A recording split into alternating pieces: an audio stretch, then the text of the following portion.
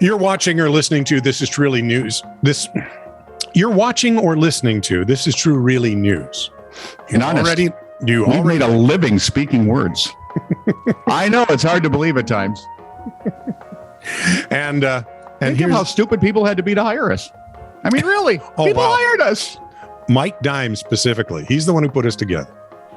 And I blame him. It's all his fault. Yep. Can you hear me down there, Dime? I don't know. He's retired now. He's probably way too busy to listen to this. Look what's happened to this life. Actually, if anyone points it out to me, he goes, never knew those guys. Yeah, never, ever. They were in radio? He thought we'd moved to communist South Dakota. Yeah. In any case, should have. If you like the show, tell your friends What's wrong with you? Oh, yes. Right. And tell them that they can get this podcast anywhere they can find podcasts. Thank you. Anywhere? Anywhere. Now I shall go on a podcasting quest to see if we are actually everywhere. While you're doing that, I shall check the fridge. This is True, Really News with Scott Combs and Tony Verkanis. All the news you're about to hear is true. Really? As far as you know. In a statement released in May, the Internal Revenue Service in the United States, when you say the words Internal Revenue Service, everyone gets that little chill up the back. Exactly. The IRS said deceived.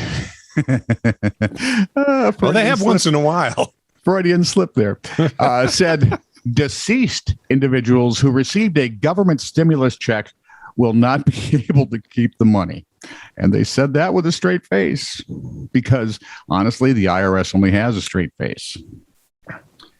Working quickly to distribute the coronavirus relief funds, officials with the IRS said that the agency inadvertently, read that, sent checks to a number of people who had died. Shuffled off this mortal coil. If they died recently, they probably died of coronavirus. Look, he was hit by that truck. Invisible. Coronavirus got him again. An IRS statement advised families either to return the stimulus check directly to the Treasury, or if the funds had been deposited, send a personal check for the amount back to the government. And I'm sure everyone's going, okay. It's in the mail. It's hopping right on that. Yeah.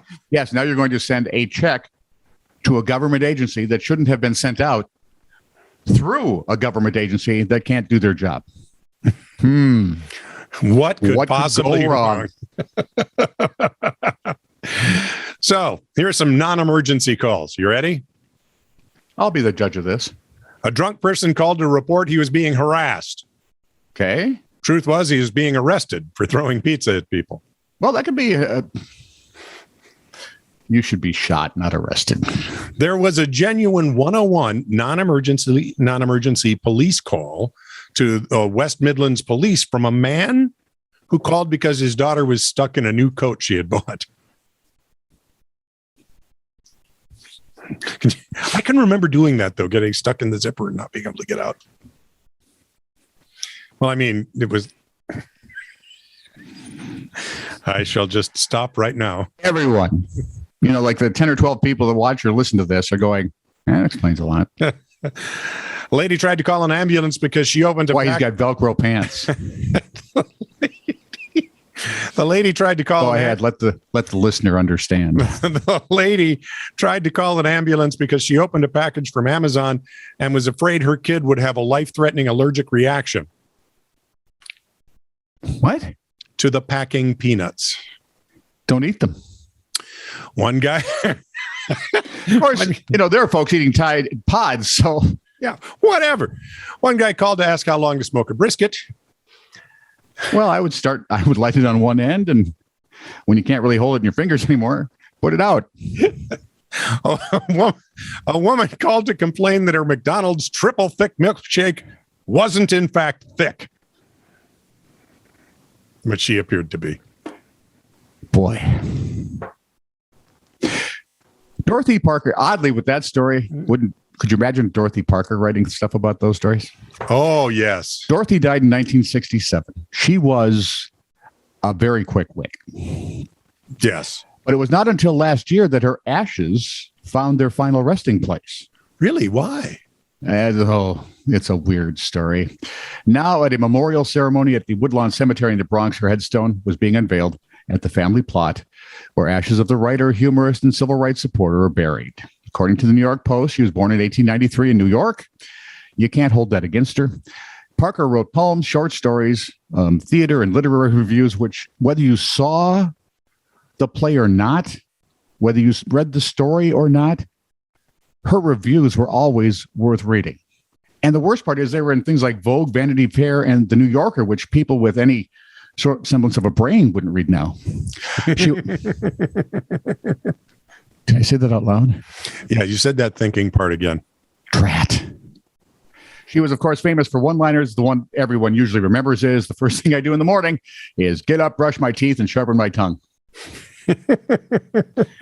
And although every high school boy in the country has changed it, the original quote was, men seldom make passes at girls who wear glasses. Don't ask. She died without leaving instructions on what to do with her remains. This was a flaw. But she left her estate and the right to collect future royalties to the Reverend Martin Luther King Jr., whom she had never met. Oh. And King was assassinated a year later. So her estate transferred to the NAACP, which laid her ashes to rest in a garden outside their Baltimore headquarters in 1988. Okay, so it's on the move again. Before that, if you're wondering, her remains had been held for years in an attorney's filing cabinet and at a crematorium. Probably at the crematorium, and then the attorney's filing cabinet, I'm thinking, is the order. Usually they won't take it back, right? No, they've got a no return policy. They've got... After much wrangling, the NAACP... They're like a crappy Amazon, right? They really are. Only you know what you're getting. Yeah, well, that is true. Someday I will show you the vest I ordered from this marvelous Chinese company. Hey, I've done pretty well with Chinese companies, so just lay off them. I basically told them an hour and a half later I didn't want it because I just didn't feel right about it. Yeah. And after reading all the warnings, it said, because of COVID, it may take extra long to ship. I thought, no problem. 8 hours later, I got a note saying, oh, we'd like to, but we've already sent it out. It is the cheapest, weirdest, dumbest piece of vinyl you've ever seen. So I'm surprised it's not your favorite. I have words now that even you couldn't bleep out that I'm thinking in my head. After much wrangling, the NAACP agreed with Parker's relatives to relocate the ashes to New York. As the organization moved its headquarters to Washington, the ashes were reburied in the cemetery, which is also the resting place of many city luminaries. A jazz band played on Monday. Originally, it was supposed to be Sunday, right? A week ago. Yeah. But was delayed by Tropical Storm Henri. It's Henry, okay? It's Henry. Although Henri does sound closer to ornery, which a tropical storm would be closer. Yeah, they should name them things that describe them better. More descriptive names. You know, angry, grumpy, sleazy. No, that would be New York politicians. This is actually be any politicians. Yeah. Kevin Fitzpatrick, president of the Dorothy Parker Society, told the newspaper it's finally her homecoming to her beloved New York City. Her relatives attended the memorial, where those gathered read from Parker's work. Some poured gin.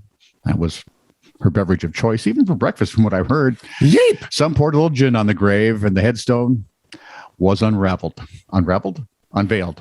unfurled, with a poem that Parker had written back in 1925.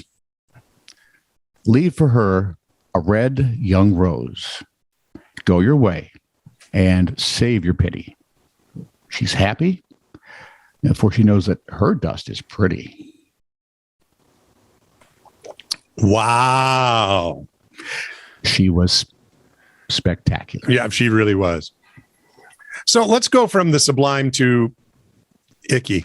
A 4-year-old boy dined with his Don't family. we do that like on a regular freaking basis? Well, that's kind of what makes the show what it is. A 4-year-old Once again. 4-year-old boy dined with his family at the Woodland Creatures Bar and Restaurant in Lee recently. Oh. The family had all enjoyed their meal of vegan roasts. As you know, vegan roasts are made with seitan, pronounced Satan, S-A-Y, T-A-N, but it looks like S-E-I-T-A-N. Well, that's how it's spelled. It's just pronounced Satan. So Satan is a vegan meat substitute that is made with vital wheat gluten. I have said that for years, and I didn't even know this. It's popular because of its very meaty texture and extremely high protein content. Really? Most of the ready-made vegan meat substitutes that you can buy at the grocery store are Satan-based, which is what I've been claiming for years. You know, you say that and people look at you funny, and now we have scientific evidence. That we've been right all along. All along. Near the end of the meal, Dad got up to use the facilities. And as dads are wont to do. And our little lad, remember, precocious little fella at that, left a note on the restaurant bill. Oh, no. This little 4-year-old can write. The note said, Dad's doing a jobby. It went viral. Of course it did. With many folks online saying they were going to give it a try. Not to roast the message. I think you may have that backwards, but okay. I'll go with it for now. I love that kid. I want to know if my son's been to England recently. This is true, really news. Send email to TITR@netradio.network.